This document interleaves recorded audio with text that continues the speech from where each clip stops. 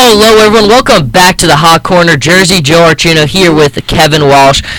Kevin, we're kind of going to be the voice of reason here. We're going to try to talk a lot of people down from the ledge because right now, if you've been following the World Series, if you're a Mets fan, it's not going too well. Down 0-2 to the Kansas City Royals. Kevin, we talked a little bit about it off the air. We kind of watched this series, and everybody kind of was going on the Mets side. Look, they had all the momentum. But have we kind of seen the difference between these two teams in the first two games of the World Series? Yeah, I mean, absolutely.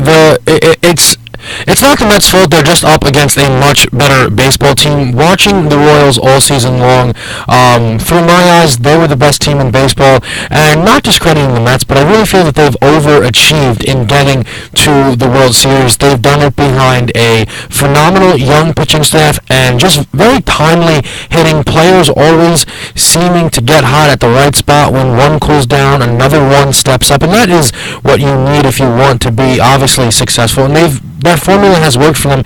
Unfortunately, though, right now, their bats aren't enough up against the Royals' bats because this is one of the few teams that can actually get to the Mets pitching, and if the Mets can't win it through pitching, I'm just not sure if they really have a response. Well, and I think that's one of the things is we saw Daniel Murphy, my goodness, the guy was unstoppable. Do you think that the days off leading into was it bound to happen he was going to cool off? Yeah, I think it was definitely just a matter of time before that happened. He's not that player. He's not a 500 hitter. He's not a power hitter. Daniel Murphy is a guy that bats .290 and over 162 games. He'll put 13 to 15 home runs over the fence. This postseason he's looked like Barry Bonds. That's not what Daniel Murphy is. So him cooling down was definitely inevitable. It was just a matter of whether a guy like Yoenis Cespedes or even the captain David Wright or maybe guys behind him like Lucas Duda could really step up to the plate and carry the load, and just so far they haven't been able to. Well, I think that is one of the difficult points if you are a Mets fan, is you looked at that in the production you were getting from him. How long could you expect it? I think that's the question that a lot of people had to ask. But now we kind of look at the Royals side, and this is one of those things where, look, the Royals have been doing this type of thing for all season, and it seemed like we came into this World Series and there was a lot more momentum on the Mets side. But the Royals kind of just quietly came and they did their job. They went about their business, and it's clearly showing up now. Now, Kev, let's be honest. Real talk here. Is it over? I don't mean to be mean or the Debbie Downer, the bearer of bad news, but yes, it's over. This is the problem, and this is what somebody had a very big problem with what Terry Collins did. He went all or nothing. First two games, he threw his best two arms, and if he got the wins, that would have been huge. If they could have gone up 2-0, taking two games in Kansas City, coming home, all the momentum in the world, and you just need to win two of the three at Citi Field, that's great. The problem is, in this scenario that they're now in, their two best pitchers just lost. DeGrom, their best pitcher all year, got hit very hard. And now you're going home down 0-2, and you're throwing back-to-back rookies. That's a massive problem for me. And it's even worse, too, is if Syndergaard drops Game 3, Game 4, it's already been said that Harvey's not even an option. They can't even go to the Dark Knight on short days rest. That means that the Mets now, to keep their postseason hopes alive, need to have a rookie beat this lineup that has just beat their two aces and their closer who was untouchable. They've hit all these guys that have seemed unhittable to every other team that they've played this postseason. They've hit them.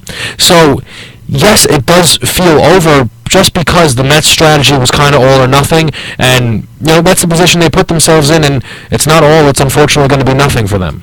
Now, I agree with you. I think, look, I hate to say too, but it is over. But let's look at it this way.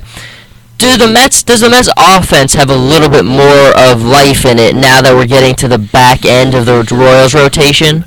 To be honest, I'm not sure. The thing here is, though, when I look at the Mets, I don't think that they're now a team that necessarily is going to be fired up. I don't think two losses in a row gets them angry. It was seen in their body language. It made them dejected. It's kind of how, in my opinion, the Mets were able to beat these teams is when the Mets had such a chip on their shoulder. coming up against not only the Dodgers but the Cubs. They were so mad. I think a lot of people just saying, "Oh, they can't do it. They can't do it. They can't do it." They weren't even supposed to win their division. How are they going to win in the playoffs?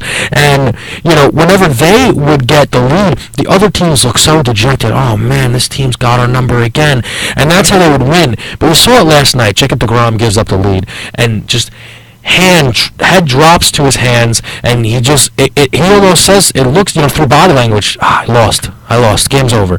You can't win like that, and it's something that rubs off amongst the whole team. And even when you look at their captain, David Wright, he's making mistakes. He went 0 for 3 again last night. He's not been able to produce for them at all. They just got 2 hit. That's you can't win like that. And realistically, could they maybe be a little bit more excited to go back home? Yes, but do I think it makes enough of a difference? No. Yeah. And I think that's a difficult thing here, is because when we look ahead, I think this is one of those positions where, look, the Mets came into this playoffs extremely hot, and then that momentum carried them to this point. Are they going to be back? I mean, look, they have so much young talent, but I mean, are the Mets going to be back here? In baseball, it's so difficult. When you're in the door, that's why my philosophy is you always got to throw everything you have at it, because you never know when you're going to be back. Look at the Nationals. Look at how much talent the Nationals have. Look how difficult it is for them to get their foot back in that door. It is so difficult. But what about the Mets? Well, the problem with the Mets is, I mean, as good as the young pitching staff is, it's still young. So, they're not. I don't necessarily know how. You can't turn to Noah Syndergaard and say, "Hey, Syndergaard, pick up the guys." No, you can't. Syndergaard has to pick people up, and it has to come from veteran leaders. But the problem is, David Wright is starting to look like a liability, and pretty soon the Mets organization is going to have to come to grips with a replacement. Michael Kadire is someone that's going to have to go. And then when you just look at next season, where their holes exist, Danny Murphy most likely won't don the blue and orange next season. He has earned himself a lot of money through this postseason performance, and it's unlikely for the Mets to pay him. Also, Yoenis Cespedes is an unlikely re-sign. Curtis Granderson's one of the staple points of this team. Juan McGarris is a guy they really like, and they're in love with Michael Conforto. If that wasn't clear throughout this postseason, the man had 1 hit and was starting in the World Series, while Juan McGarris was leading the team in batting average. So they love Conforto. Cespedes doesn't necessarily fit in, and it's also another big contract that they're not in love with. The problem for the Mets right now, and it's a good problem to have, but it's a rough problem to have, is that they're all young, and it's a team that did it way too early, and it's exciting because you did it too early, but I don't know what you can expect from them again. I don't know if they go out and they break the bank this offseason. If they do, they need to shore up the middle infield. I think that's where they need the most help, but they also need to be smart about it, because there are going to be, times coming up soon where they're going to have to start dishing out the money to these starting pitchers to keep them for a long time. So, will the Mets be in the World Series next year? If I'm calling it right now, I doubt it. Is it possible? Yeah, it's possible, but I doubt it. Anything is possible. Problems now, problems in the future. I don't think you could say anything else, but Kevin Walsh, Jersey Joe Archino, we will be back with the Hot Corner, but for now, we will see what happens with the New York Mets.